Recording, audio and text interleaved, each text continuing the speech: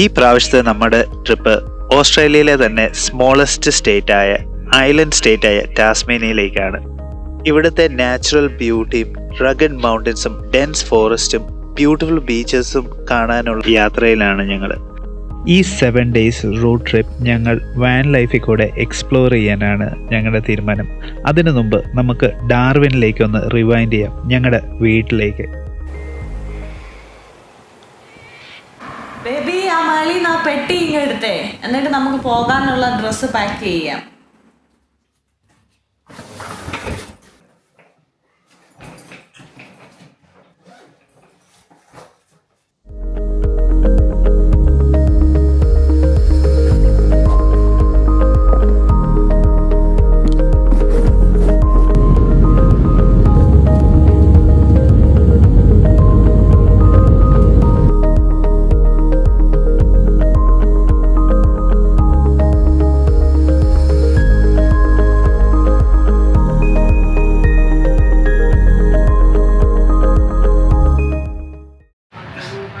അങ്ങനെ നമ്മൾ ടാസ്മേനിയയിലെ ഹോബർട്ടിൽ എത്തിയേക്കാണ് കേട്ടോ. ഇത് കാണുന്ന എയർപോർട്ടാണ്. നമ്മൾ ഊബറിന് വേണ്ടി വെയിറ്റ് ചെയ്യുകയാണ്. അപ്പം ഇവിടെ വരുമ്പോഴത്തേക്ക് നമ്മൾ ശ്രദ്ധിക്കേണ്ട ഒരു കാര്യമില്ലേ, എയർപോർട്ടിൽ നിന്ന് നമ്മൾ നേരെ ഇറങ്ങിക്കഴിഞ്ഞ് ഊബർ ബുക്ക് ചെയ്യാൻ നേരം ചിലപ്പോൾ നമ്മുടെ റേറ്റ് നമ്മൾ പതിവിനേക്കാളും കൂടുതലായിരിക്കും. കാരണം കൂടുതൽ ബുക്കിങ്സ് വരുമ്പോൾ ഇവർക്കറിയാം ഇവിടെ എന്തോ ഒരു തിരക്കുണ്ട്, അപ്പോൾ അവർ ചാർജുകൾ കൂട്ടിയിടും. അപ്പം ഞങ്ങളുടെ അടുത്ത് തന്നെയാണ് ആ വാൻ പിക്കപ്പ് ചെയ്യേണ്ട സ്ഥലം. അപ്പോൾ അതിന് ഇവിടുന്ന് $15 ഉള്ളതെന്ന് എനിക്ക് ഇമെയിൽ തന്നായിരുന്നു വാൻ്റെ ആൾക്കാർ. അപ്പം ഞാൻ പക്ഷേ ഇവിടെ വന്നപ്പോൾ ഇവിടെ $34 കാണിച്ചു. പക്ഷേ ഒരു ഊബറുകാരനോട് ചോദിച്ചപ്പോൾ പറഞ്ഞു, ഇല്ല, അത് നിങ്ങളൊന്ന് വെയിറ്റ് ചെയ്യും, ഒരു 5 minutes വെയിറ്റ് ചെയ്തിട്ട് ബുക്ക് ചെയ്യുക, അപ്പോഴത്തേക്കും നിങ്ങൾക്ക് $16 കിട്ടുമെന്ന് പറഞ്ഞു. അപ്പോൾ നമ്മൾ അതിന് വേണ്ടി വെയിറ്റ് ചെയ്യുക കേട്ടോ. അതായത് ഇനിയിപ്പോൾ നമുക്ക് പോയി വാൻ എടുക്കാം, അത് കഴിഞ്ഞ് അവിടുന്ന് നമുക്ക് വിശേഷങ്ങൾ പറയാം. അപ്പം കാണാം.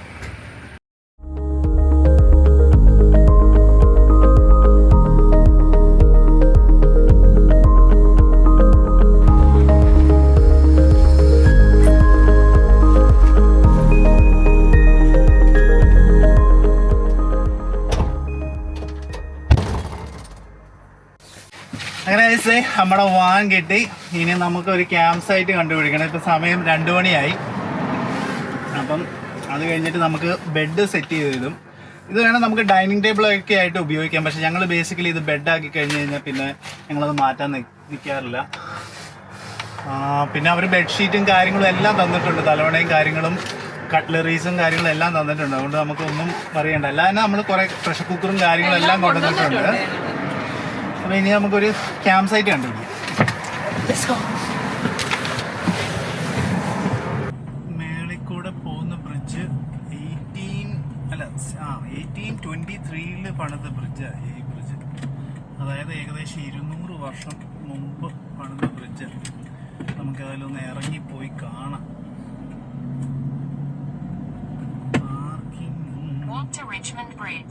പിന്നെ അത് കയറും. നമ്മൾ ഈ കാണുന്ന ബ്രിഡ്ജ് 1823 ബ്രിട്ടൻ പ്രിസണേഴ്സിനെയും കൊണ്ടാണ് പണിയിപ്പിച്ചത്.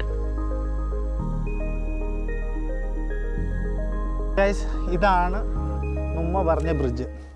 AD 1823 പണിത ബ്രിഡ്ജാണ്.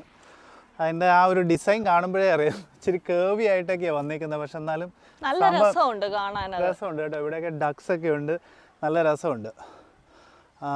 അപ്പോൾ എത്രയാ നമ്മളിപ്പം 201 വർഷം ആകുന്നു ഈ ബ്രിഡ്ജ് പണിതിട്ട്. രസമുണ്ടല്ലേ? നല്ല രസമുണ്ട് കാണാൻ. നമുക്ക് മേളിൽ നിന്ന് വേണേൽ ഒരു ഷോട്ട് എടുക്കാമായിരുന്നു. ഇനി നമുക്ക് ക്യാമ്പ് കിച്ചൺ.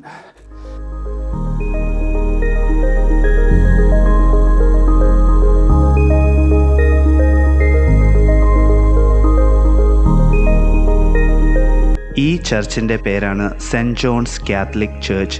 1837 പൂർത്തീകരിച്ച ഈ ചർച്ച് ബ്യൂട്ടിഫുൾ തന്നെയാണ് കേട്ടോ. സോ ഇവിടെ വരുവാണെങ്കിൽ നിങ്ങൾ ഇത് മസ്റ്റായിട്ട് വിസിറ്റ് ചെയ്യുക.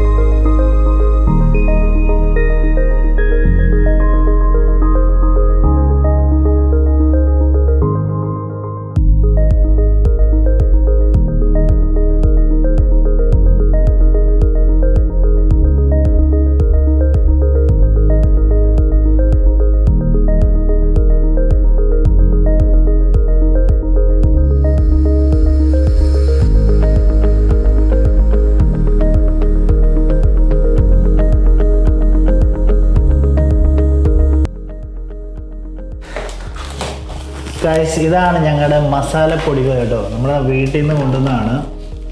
ഉപ്പ് തൊട്ട് കർപ്പൂരം വരെ നമ്മൾ കൊണ്ടുവന്നിട്ടുണ്ട്.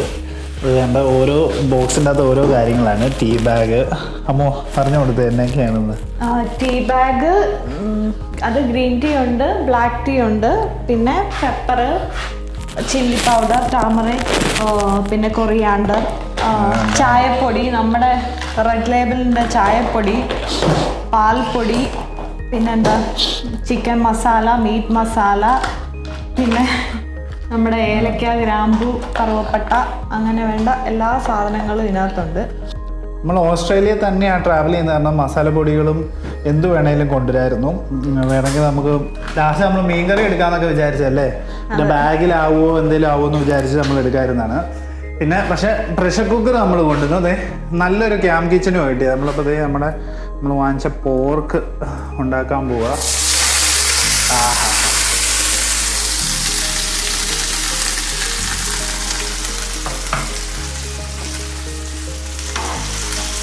ഇതാണ് പവേർഡ് ക്യാമ്പ് സൈറ്റ് എന്ന് പറയുന്നത്. ജസ്റ്റ് ഈ ഒരു പോളിൽ നിന്ന് നമുക്ക് കറണ്ട് കിട്ടുന്നതിനാണ്. നമുക്ക് ഒരു ഡെയിലി റെൻറ്റ് ഇവിടെ ഇപ്പം $55 നമ്മൾ കൊടുത്തത്. ജസ്റ്റ് പവർ ആൻഡ് വാട്ടർ കിട്ടുന്നതിനാണ്. നമുക്കിവിടുന്ന് വാട്ടർ ഉപയോഗിക്കാം, പിന്നെ ക്യാമ്പ് കിച്ചൺ ഉപയോഗിക്കാം. അങ്ങനത്തെ കാര്യങ്ങൾക്ക് വേണ്ടിയാണ് നമ്മൾ ഈ $55 കൊടുക്കുന്നത്. ബേസിക്കലി ഈ ഒരു ജസ്റ്റ് ഒരു സ്പേസിന് വേണ്ടിയാണ് നമ്മൾ ഈ പൈസ കൊടുക്കുന്നത്. എന്നാലും ഹോട്ടലിൽ എടുത്ത് റൂം എടുത്ത് നമ്മളൊരു കാർ റെൻ്റ് എടുക്കുന്നതിനേക്കാളും ചീപ്പാണ്. അതായത് നമ്മുടെ വണ്ടി ഇങ്ങനെ ഇരിക്കുന്നു. നമുക്ക് വേണ്ട സാധനങ്ങളെല്ലാം ഇതിൻ്റെ അകത്തുണ്ട് കേട്ടോ. നമ്മുടെ ഹോസ് ആണെങ്കിലും എല്ലാ കാര്യങ്ങളും ഇതിൻ്റെ അകത്തുണ്ട്. അപ്പം അത് നിങ്ങളെ ജസ്റ്റ് ഒന്ന് പരിചയപ്പെടുത്താമെന്ന് വെച്ചു. ഇതൊക്കെ ക്യാരവൻസിൻ്റെ വേറെ മോഡലാണ്. ഇതൊക്കെ ടോ ചെയ്യുന്ന സംഭവങ്ങളാണ്. പിന്നെ ഇവിടെ ക്യാബിൻസ് ഉണ്ട്. ഇത് എന്നാന്നറിയത്തില്ല, കാട്ടുകോഴി പോലത്തെ ഒരു സംഭവം കേട്ടോ. ഇവിടെ ഇഷ്ടം പോലെയുണ്ട് ആ സാധനം. ഇനിയിപ്പോൾ നമ്മുടെ ഗ്യാസിൻ്റെ ഇതാണ് കേട്ടോ. അതെ ഇതാണ് നമ്മുടെ ഗ്യാസ് സിലിണ്ടർ. നമുക്ക് ഇതിൻ്റെ അകത്ത് കുക്ക് ചെയ്യാം. കുക്ക് ടോപ്പും കാര്യങ്ങളൊക്കെ ഉണ്ട്. നമ്മൾ കഴിയുന്നതും വണ്ടിക്കകത്ത് കുക്ക് ചെയ്യാറില്ല. കാരണം നമ്മുടെ ഡ്രസ്സിലൊക്കെ നമ്മുടെ മസാല മണം പിടിക്കുന്ന കാരണം നമ്മൾ വണ്ടിക്കകത്ത് കുക്ക് ചെയ്യാറില്ല. എന്നാലും ചായയൊക്കെ നമ്മൾ ഉണ്ടാക്കാറുണ്ട് കേട്ടോ. അപ്പം ഇതാണ് ഇത് കേബിള്, മറ്റേ കറണ്ട് കൊടുക്കുന്ന സ്ഥലം. പിന്നെ ഇതെന്നാ സംഭവമെന്ന് എനിക്ക് അത്ര പിടുത്തമില്ല. ഇതാണ് വാട്ടറിൻ്റെ സംഭവം. നമ്മൾ വാട്ടർ കൊടുക്കണം. അപ്പോൾ നമുക്ക് സിങ്കിൽ വെള്ളം കിട്ടും. പിന്നെ എന്നാ ഇതിൻ്റെ അകത്ത് പരിചയപ്പെടുത്താനുള്ളത്? അത്രയേ ഉള്ളൂ സംഭവം, അത്രയൊക്കെ ഉള്ളൂ അല്ലേ. അങ്ങനെ നമ്മുടെ അടിപൊളി പോർക്കറി ഇവിടെ സെറ്റായിട്ടുണ്ട്. ഇനിയിപ്പോൾ ഇതേ റൈസ് ഇവിടെ റെഡി ആയിട്ടുണ്ട്. നമുക്ക് കഴിക്കാം അല്ലേ അമ്മോ? ഗായ്സ് നല്ല തണുപ്പാണ് കേട്ടോ. ഇപ്പം ഏകദേശം എത്രയായിരുന്നു നോക്കിയേ. ഇപ്പം നമ്മളിവിടെ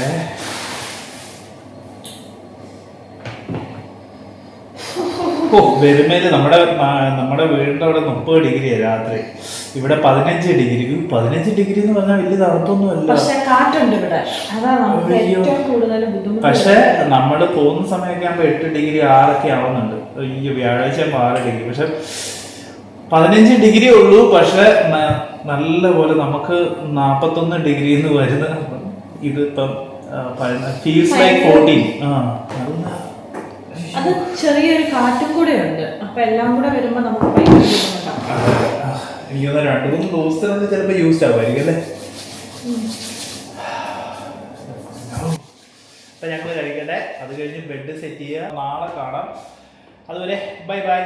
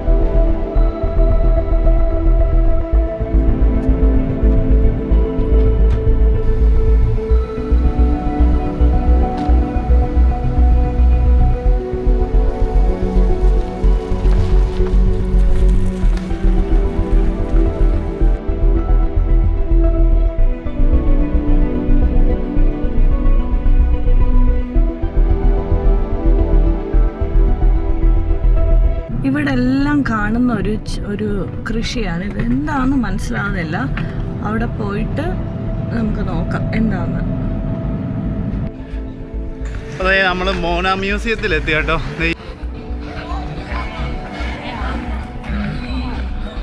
ഈ സംഭവം എന്നാന്ന് നമ്മളൊന്ന് അമ്മു പറഞ്ഞ പോലെ എന്നാന്നൊന്ന് കണ്ടുപിടിക്കണമല്ലോ. ഗ്രേപ്സ് ആണോ?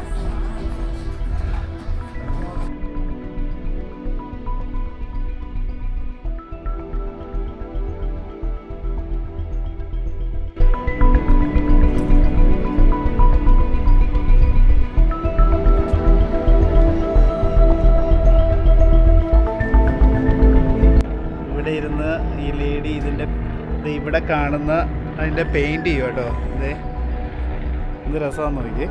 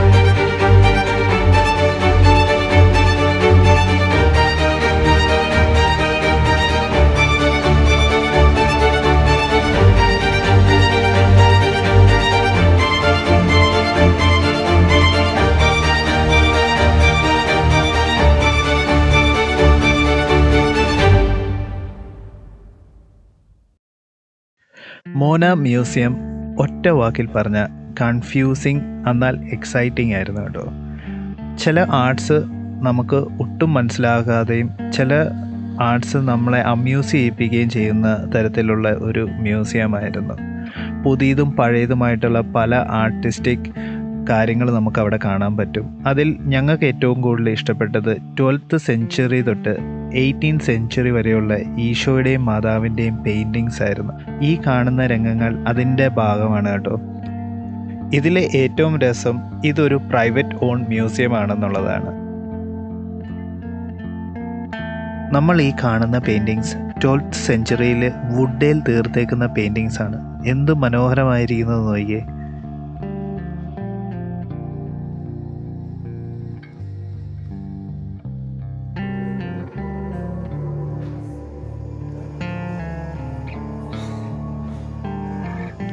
കാണുന്ന ആർട്ട് 16th സെഞ്ച്വറിയിൽ ഉള്ളതാണ് കേട്ടോ. അന്ന് തൊട്ടുള്ളതാണ്. എന്ത് രസമായിരിക്കും നോക്കിയേ. എല്ലാം കൂടിയുള്ള അപ്പസ്തോലിന്റെ ഇത് ഇവിടെ വെച്ചിട്ടുണ്ട്.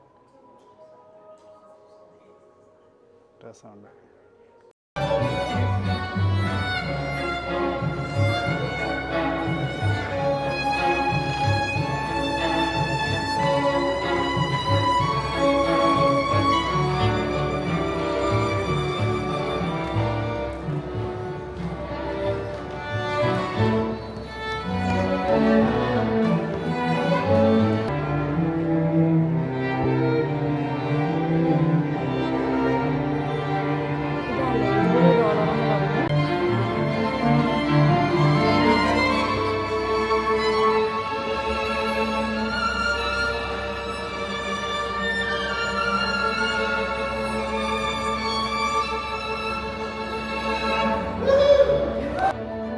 നിങ്ങൾ ഈ മനുഷ്യനെ കണ്ടോ? ഇദ്ദേഹത്തിൻ്റെ ഒരു ആർട്ടാണ് നമ്മൾ ഈ കാണുന്നത്. അദ്ദേഹം ഏകദേശം 1 വർഷത്തിൻ്റെ മേളിലായിട്ട് ഈ മ്യൂസിയത്തിൽ എല്ലാ ദിവസം വന്ന് മ്യൂസിക് കമ്പോസ് ചെയ്യും. അത് 4 മണിക്ക് തന്നെ വായിച്ച് കേൾപ്പിക്കുന്ന ഒരു ആർട്ടാണിത്. അദ്ദേഹത്തിനോട് ഞങ്ങൾ സംസാരിച്ചപ്പോൾ ഞങ്ങൾക്ക് മനസ്സിലാക്കാൻ പറ്റിയത് അദ്ദേഹം ഒരിക്കൽ കമ്പോസ് ചെയ്ത മ്യൂസിക് വീണ്ടും ആവർത്തിക്കുന്നില്ല.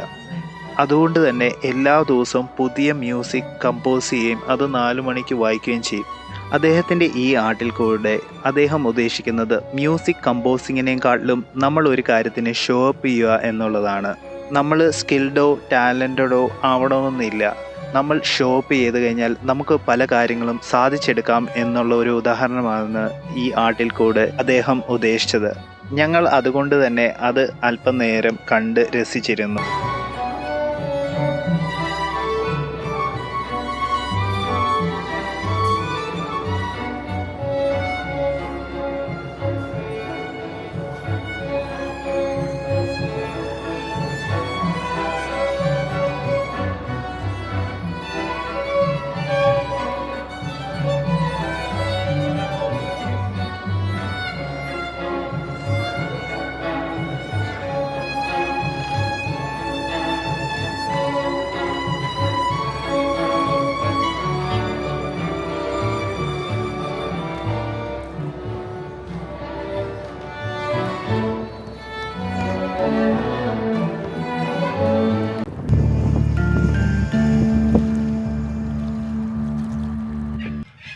ഗൈസ്, നമ്മളിതേ മ്യൂസിയത്തിൽ നിന്ന് ഇറങ്ങി ഇവിടെ ഒരു സൈഡിലൊരു ബീച്ച് സൈഡ് പോലത്തെ കണ്ടപ്പോൾ നമ്മളിവിടെ പാർക്ക് ചെയ്തു. ഇനിയിപ്പം നമ്മൾ ഇച്ചിരി ഫുഡ് കഴിക്കാൻ പോകും. ഇന്നത്തെ ദിവസം ശരിക്കും പറഞ്ഞു കഴിഞ്ഞാൽ കഴിച്ചിട്ടേ ഇല്ല. നമ്മൾ ആ മ്യൂസിയം കണ്ടിട്ട് കഴിക്കാമെന്ന് വെച്ചപ്പോഴത്തേക്കും മ്യൂസിയം ഒത്തിരി സമയമെടുത്തു. ഒരു 4 മണിക്കൂറോളം അവിടെ പോയി. അപ്പോഴത്തേക്ക് പിന്നെ വൈകുന്നേരമായി. അത് കഴിഞ്ഞ് ഞങ്ങളിത് ഉൾവത്തിൽ പോയിട്ട് റാപ്പും ചിക്കനൊക്കെ വാങ്ങിച്ചു. അപ്പോൾ നമുക്കൊരു ചെറിയൊരു റാപ്പ് ഉണ്ടാക്കാൻ പോവാം.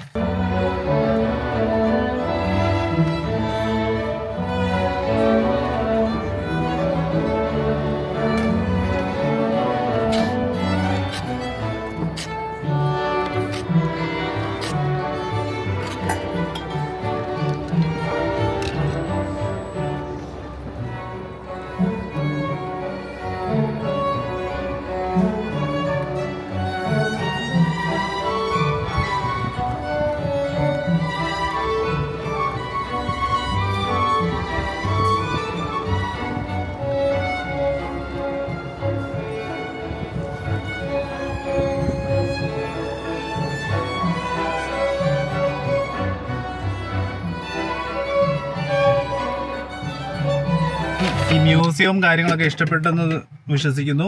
നമുക്ക് നാളെ മൗണ്ട് വെല്ലിംഗ്ടൺ പോകണം. പിന്നെ അവിടെ നിന്നാണ് ശരിക്കും റോഡ് ട്രിപ്പ് തുടങ്ങുന്നത്. ഇതിപ്പം ജസ്റ്റ് ഹോബർട്ട് സിറ്റിയുടെ അടുത്തുള്ള കാര്യങ്ങൾ സെർച്ച് ചെയ്തപ്പം ഈ മ്യൂസിയവും ബൊട്ടാണിക്കൽ ഗാർഡൻസും കാര്യങ്ങളൊക്കെയാണ് വന്നത്. അപ്പോൾ അതുകൊണ്ട് നമ്മളൊന്ന് കയറിയതേ ഉള്ളൂ. നാളെയാണ് ശരിക്കുള്ള റോഡ് ട്രിപ്പ് തുടങ്ങുന്നത്. അപ്പം സ്റ്റേ ട്യൂൺ.